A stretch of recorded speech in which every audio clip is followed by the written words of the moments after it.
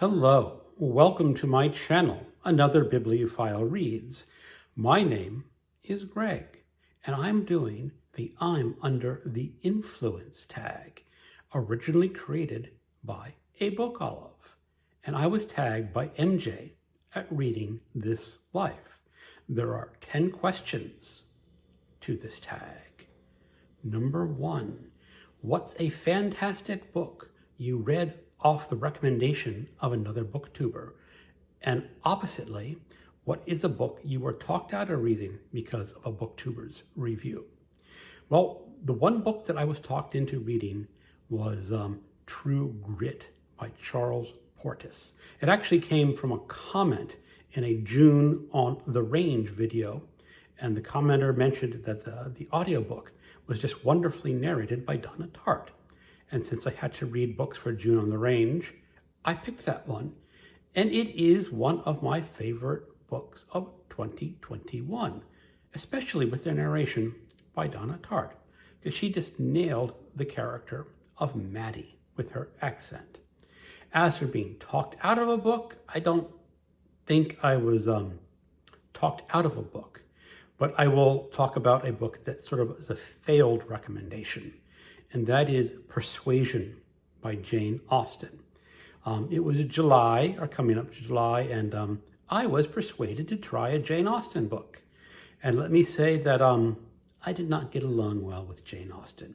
Yes, she's a talented writer. She has some wit, but the characters I just did not care about. The story I did not care about. I did not care that she got to marry her sea captain. Now, part of that may have been that I was forced to watch the movie a few times with my wife because it is one of her favorite movies. And I was just a good husband and sat quietly and said, yes, honey, that's a good movie. It's not a good movie. So that's a recommendation that sort of fell flat. And that came from a number of people. Question number 2. Has Booktube opened your mind or changed your mind about any genres?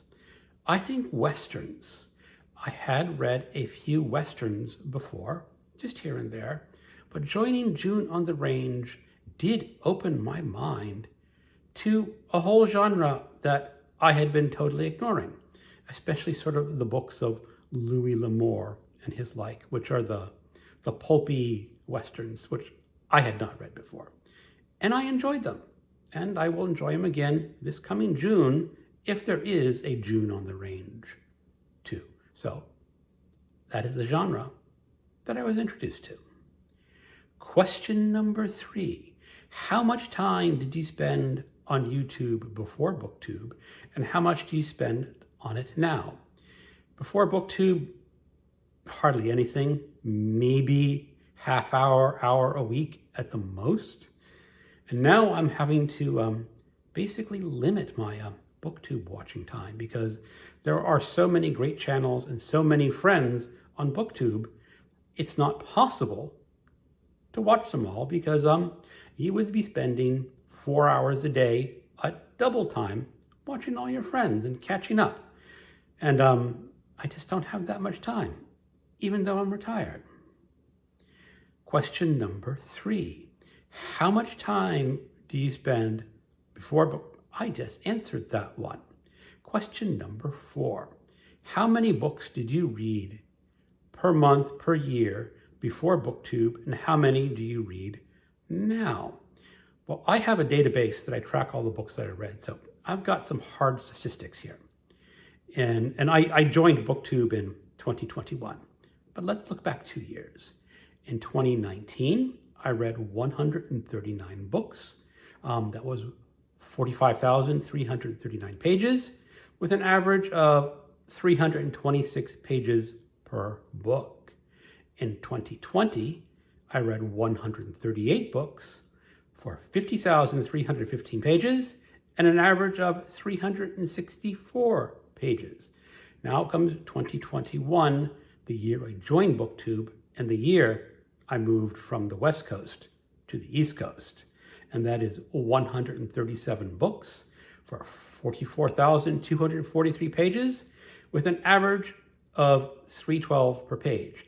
So yes, there's a bit of a drop. The page count dropped a bit, the average dropped, but I was moving, so that's to be expected. But in 2022, the first full year since I got back to Virginia and a full year since I retired from having a full-time job, you can see that my count is going way up. I read 215 books for 65,656 pages, but with only an average of 283 pages per book. So there is a very steep drop in the page count. And I blame that on the 100 book challenge, which sort of forced me to read 100 books before buying any more. So I went for a lot of short books, and that really dragged down my average. So that is a way Booktube did change my reading habits. And now, question number 5. Has Booktube affected your book buying habits? And if so, are you pleased or displeased by this? Yes, it has affected my book buying habits. The 100 book challenge in 2021 made sure that I was not buying books for 3 months. And after those 3 months were over, I had a big splurge of going out to buy all these books and doing book haul videos just to show that I could. So that changed a lot of how I did books. And I bought a lot more cheap used paperbacks after that. I did not buy that many before, or have not bought many for many years, but now it's a regular habit. Question number 6. Has a review by a booktuber ever retroactively made you reconsider your stance on a book? Sort of. In the early 2010s, maybe even the 2020, just 2000s, I read 4 or 5 books in the 87th Precinct series by Ed McBain, and then just stopped reading them. I grew tired of them. But Ed McBain is one of Criminali's favorite authors, and he talks a lot about how much he enjoys the 87th Precinct novels.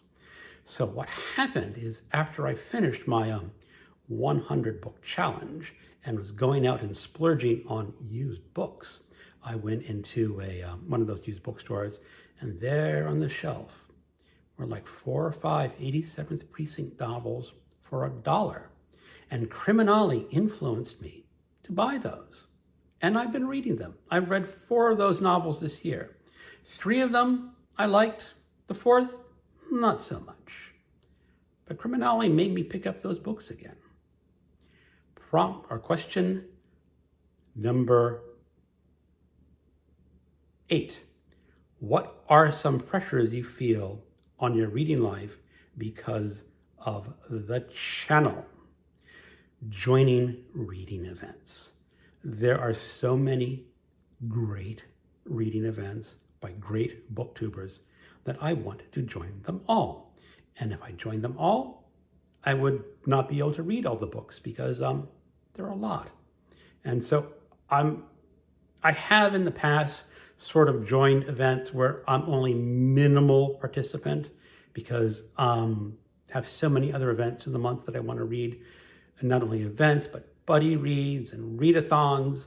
There's just so much out there that you cannot possibly join them all. So that is something that it changes my way of doing things. And a lot of pressure because you want to join your friends in these readathons. Question number 9. In what way, if any, do you feel the social element of the community has influenced your reading?